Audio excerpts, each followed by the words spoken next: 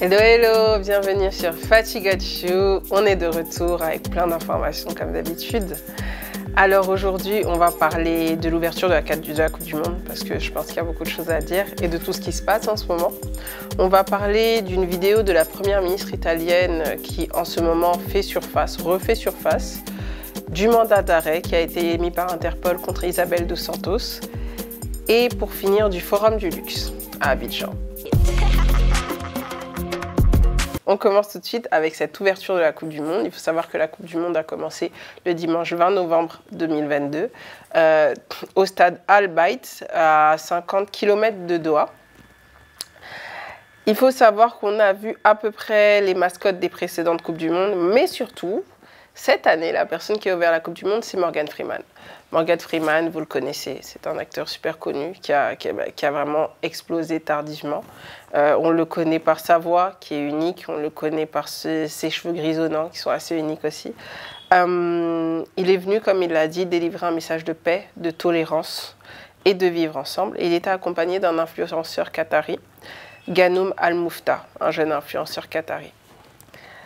Cette ouverture a fait beaucoup parler. Tout d'abord, l'ouverture s'est faite avec le jeune homme qui a récité le verset 13 du Coran. Les gens ont dû se dire, mais pourquoi il récite le Coran? Nous sommes dans un pays musulman qui vit pleinement sa religion. Donc ça peut être compréhensif. On est à Kinshasa. Des fois, il y a des événements politiques qui sont ouverts par des prières. C'est exactement la même chose. Voyons ça comme ça. Par contre, par la suite, il y a eu beaucoup de polémiques. Beaucoup de stars ont demandé à Morgan Freeman pourquoi il s'est permis d'accepter de présenter d'ouvrir cette Coupe du Monde, en sachant que il y a beaucoup de polémiques autour du pays. C'est un pays, c'est le désert, ce qui veut dire qu'il a fallu construire des stades, construire tout ce qu'il fallait pour accueillir les personnes pour cette Coupe du Monde. Et pendant les constructions, il y a eu beaucoup de personnes qui ont perdu la vie, notamment des ouvriers et autres sur les chantiers. Il faut aussi savoir que comme le Qatar est un pays où il y a beaucoup d'inégalités de genre, d'homophobie, de violation des droits humains, les personnes des pays étrangers ne sont pas trop... Certains n'étaient vraiment pas motivés à y aller. Ce qui peut se comprendre. Par contre, pendant cette Coupe du Monde, il y a aussi d'autres polémiques, notamment autour de la cause LGBT. D'ailleurs, l'Allemagne a affronté le 23 novembre le Japon. Et juste avant de commencer, vu qu'il n'avait pas la FIFA interdit les brassards One Love pour remplacer, on va dire, le symbole de la cause LGBT qui est donc le drapeau arc-en-ciel, etc., les couleurs arc-en-ciel, il faut savoir que avant le début du match, c'est une petite anecdote, avant le début du match, l'équipe allemande a posé avec la main sur la bouche pour faire comprendre que c'était qu'il y avait un manque de liberté d'expression. Il faut savoir qu'ils ont perdu le match. C'est très vilain. Je dis pas que c'est un rapport, mais c'était assez drôle parce qu'après, les Qataris sont bien moqués d'eux quand même. Ensuite, toujours pour parler de cette affaire de cause LGBT et de brassard One Love interdit par la FIFA sous peine de sanctions, la première ministre danoise s'est affichée dans le stade avec un suit, donc un smoking, on va dire, bleu avec les manches aux couleurs arc-en-ciel. Ce qui a un peu fait jaser parce que beaucoup de supporters qui ont voulu rentrer avec, par exemple, un bob aux couleurs arc-en-ciel, un t-shirt. Il y a un politicien européen qui a voulu rentrer avec un t-shirt, américain, excusez-moi, avec un t-shirt avec les couleurs arc-en-ciel, a été bloqué. Finalement, lui, il est rentré parce qu'il était politicien. Mais ce qui se passe, c'est que beaucoup de gens ont été bloqués à l'extérieur. Parce que c'est interdit, voilà. Ce qui est sûr, c'est pendant cette Coupe du Monde, c'est interdit. Toujours pour revenir sur cette partie-là, il y a un journaliste français qui était en live sur CNews, sur le plateau de CNews, un journaliste sportif, Jacques Vendroux. On lui demande si les Bleus sont bien arrivés, s'il est bien installé. Le monsieur répond qu'il y a beaucoup de mosquées. Bon, j'ai envie de dire... Et venant d'un Français, c'est pas étonnant. On va dire qu'ils ont un peu de mal avec la tolérance, c'est pas étonnant, parce que c'est plus intéressant d'avoir quelqu'un qui est ouvert d'esprit que quelqu'un qui ne comprend pas pourquoi il y a autant de mosquées, mais vous êtes dans un pays musulman en fait, c'est juste logique.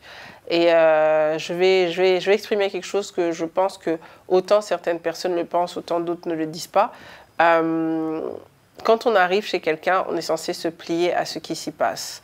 Pas pour tout, je suis d'accord, comme par exemple en Arabie Saoudite, au Qatar, etc. Il y a certaines femmes, encore les femmes ont besoin de demander la permission pour certaines choses, pour s'exprimer, comment sont traités le personnel de maison, elles ont besoin d'autorisation pour sortir de chez elles, pour voyager, pour acheter un bien. Ok, ce sont des choses qui, pour nous, ne sont pas normales. C'est tout à fait normal. Qui, pour eux, le sont. On ne peut pas aller à l'encontre. Parce que comme disait quelqu'un, shoot out à toi Tiffany, quand il s'agit d'acheter le PSG ou autre, ça ne vous dérange pas d'accepter leur argent. Donc là, on ne se rappelle plus de tout ce qui n'est pas bien, de l'inégalité des genres, de l'homophobie, de la violation des droits humains. Mais tout d'un coup, quand maintenant on arrive au Qatar pour assister à la Coupe du Monde, là, ça devient compliqué d'accepter sur place. Donc, comme je disais, cette Coupe du Monde sera très intéressante parce que ce sera soit l'occasion de se révolter, soit l'occasion d'apprendre des autres. Parce qu'on a vu, par exemple, un supporter d'un pays européen qui ne comprenait pas pourquoi à 5 h du matin, on entendait l'appel à la prière, mais qui était intéressé de savoir comment ça se passe et comment fonctionne la religion musulmane. Donc je pense que, oui, être tolérant, c'est aussi ça. C'est aussi d'accepter d'aller chez les autres et de se plier un peu à leurs règles. C'est comme quand on rentre dans la maison de quelqu'un, on accepte de respecter les règles de cette maison. Voilà, c'était ça. Et oui, une autre information intéressante concernant la Coupe du Monde, après on passe au deuxième sujet. Les Japonais sont épatants. Ils m'ont même donné envie d'aller au Japon, aller voir comment ça se passe. Ils nettoient les gradins, mais ils ne nettoient pas seulement leur côté en fait. Les gars, ils ont tout nettoyé. Ils nettoient dès qu'un match se termine, ils nettoient les gradins, c'est-à-dire ils les rendent propres, ils nettoient tout. En tout cas, cette éducation japonaise, on devrait, je pense, y prendre exemple. Ce serait bien. Alors, depuis quelques jours, on a une vidéo de 2019 de la première ministre italienne, la première ministre actuelle italienne, qui refait surface, où Giorgia Meloni, où dans une émission, elle brandit un billet de 10 000 francs CFA, qui équivaut à peu près à 20 $ canadiens, où elle explique la fabrication de cette monnaie et elle accuse la France d'utiliser le franc CFA pour exploiter l'Afrique. Ce qui est un peu vrai, en bas quoi. Mais elle explique la fabrication de la monnaie, comment elle ne profite majoritairement qu'au trésor français, comment 50% des richesses africaines revient à la France. Et elle continue d'illustrer ses propos en dégainant une photo d'un enfant burkinabé qui sort d'une mine. Et elle finit en disant que la solution est de ne plus prendre les Africains pour les emmener en Europe et de libérer l'Afrique de certains Européens qui l'exploitent. Ces mots sont quand même très forts. Maintenant, pourquoi cette vidéo refait surface maintenant? Elle a refait surface via l'extrême droite italienne, parce que récemment, Rome a refusé d'accueillir les migrants de l'océan Viking. L'océan Viking qui est un bateau. Pour revenir maintenant au franc CFA, il faut savoir que depuis quelques années, le franc CFA est émis par les deux banques centrales des deux zones. On parle donc de la CEMAC, l'Afrique centrale, et de l'UOMA, l'Afrique de l'Ouest. Elles ont même le droit d'abandonner cette monnaie.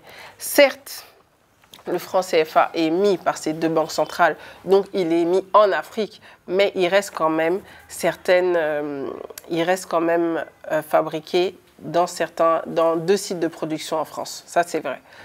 Après, ces banques ne sont pas entièrement libres de leur politique monétaire, parce qu'il faut revenir un peu sur l'histoire du franc CFA, car la valeur du CFA est arrimée à celle de l'euro, ce qui les contraint à suivre la politique de la Banque centrale européenne et qui leur exige même de limiter la valeur de l'inflation à moins de 2% pour l'UEMOA et moins de 3% pour la CEMAC. Donc, même si ces deux banques sont libres parce qu'elles ont soi-disant le droit d'abandonner cette monnaie, elles doivent quand même suivre la politique monétaire de la Banque européenne. Donc c'est assez contradictoire et assez compliqué. Maintenant, voyons voir. Je vous mettrai en lien un article de Le Monde qui est très intéressant, qui est vraiment très détaillé, qui explique tout ça. Il y a plusieurs articles en ce moment, parce que les médias français sont assez fâchés, remontés par les Italiens. Pourquoi cette vidéo fait surface? Qu'est-ce que ça veut dire, etc. Mais c'est intéressant en tout cas à lire et à comprendre surtout. Le mandat d'arrêt d'Isabel dos Santos. Isabel dos Santos, c'est la fille de l'ancien président d'Angola. Récemment, exactement le 18 novembre, un mandat d'arrêt d'Interpol, qui est l'Organisation internationale de police criminelle, a été émis contre elle.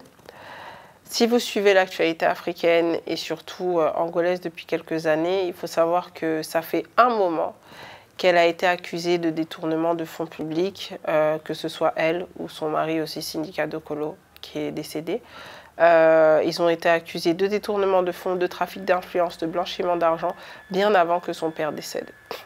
Là, en fait, cette demande a été émise par le parquet angolais qui a demandé à l'agence Interpol de localiser, arrêter et extrader Madame dos Santos. Rappelons-nous aussi qu'elle a été nommée la femme la plus riche d'Afrique. Donc ça en dit long sur ce pourquoi on l'accuse et sur son statut aussi. On va terminer calmement. Avec un événement qui a lieu à Abidjan du 23 au 25 novembre qui a eu lieu. Le Forum du Luxe. Cet événement est leur deuxième édition, donc le deuxième Forum du Luxe, qui l'année dernière avait rassemblé plus de 300 participants, 38 intervenants d'entreprises internationales, des entrepreneurs, des acteurs économiques venus d'Afrique et d'ailleurs. Elle est organisée par l'agence Digital Society qui est à Paris et en Afrique. C'est une agence événementielle et digitale. Cette année, le thème est les enjeux du luxe en Afrique, paradigmes, passerelles et opportunités pour les marques globales. L'objectif est de parler de l'innovation, de la distribution et surtout de mettre en avant des panélistes triés sur le volet, mais aussi des ambassadeurs de maisons de luxe et aussi surtout des jeunes marques qui ont de l'avenir. C'est un partage d'expériences, de challenges, tout en mettant en avant les enjeux rencontrés par chacun d'entre eux. On a l'avantage dans ce forum cette année d'avoir eu une jeune Congolaise de Kinshasa qui s'appelle Linda Gekes Mwamba, qui est une marque de cosmétiques Suki Suki Naturel, qui est une marque de cosmétiques congolaise, qui est vendue à Kinshasa aussi, notamment à 2 stores et aussi en Afrique du Sud. Et donc, elle a eu un panel et elle a reçu un prix par la suite aussi.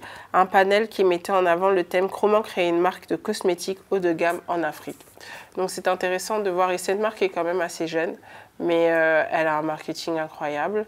Elle s'en sort très bien. Ses produits elle sait de quoi elle parle pour le coup. C'est des produits pour la peau et pour les cheveux. Elle sait vraiment de quoi elle parle. Et je pense vous en avoir déjà parlé d'elle. N'hésitez pas à aller sur la page Suki Suki et à voir ce qui pourrait vous intéresser ou juste le côté marketing qui est très intéressant. Voilà, c'était ça. C'était moi pour aujourd'hui. Je pense que la Coupe du Monde, on a encore des choses à dire parce que c'est toute une série. On a des épisodes tous les jours, on a beaucoup de choses à dire. Mais on va rester sur cette histoire de brassard One Love qui a été interdit par la FIFA. Et on espère que tous nos joueurs qui sont forfaits vont vite se rétablir parce que on a quand même commencé cette Coupe du Monde sans Karim Benzema et sans Sadio Mané, sans Karim Benzema pour la France et sans Sadio Mané pour le Sénégal. Et étant champion d'Afrique pour le Sénégal, ça heurte quand même. Et on a d'autres joueurs qui malheureusement pendant certains matchs se sont blessés.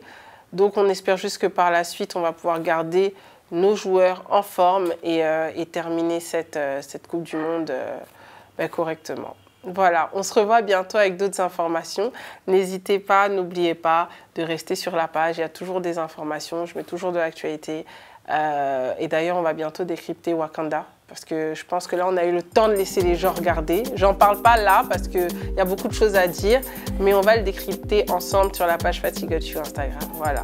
N'oubliez pas, le savoir est une arme. À bientôt. Et merci beaucoup à Komodo Production.